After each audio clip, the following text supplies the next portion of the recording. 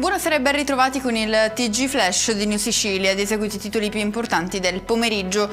In apertura la cronaca con il crollo parziale di una palazzina a Pistunia, quartiere di Messina, in seguito a un'esplosione. 5 persone sono rimaste gravemente ferite mentre 6 sarebbero disperse. Sul posto personale del 118 e vigili del fuoco che scavano tra le macerie.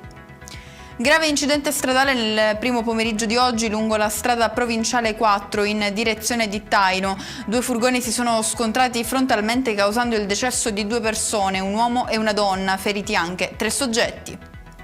In Sicilia ha completato solo il 16,7% dei 46.599 progetti finanziati dai 12 miliardi di fondi del PNRR, 9,5 punti percentuali in meno della media regionale, è quanto emerge dal monitoraggio nazionale dei servizi studi di Camera e Senato per il conseguimento della 10ª rata del PNRR. Si continua a parlare del ruolo giocato da Palermo negli europei di calcio del 2032, evento che il capoluogo siciliano si era offerto di ospitare.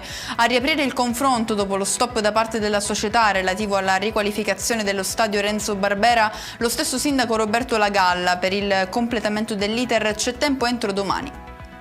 In chiusura il meteo, diramata per domani dalla Protezione Civile regionale un'allerta arancione per rischio incendi e ondate di calore. Le temperature sono nuovamente in rialzo. E con questo è tutto, prossimo appuntamento domani alle 13:30. Grazie per averci seguito, buon proseguimento di serata.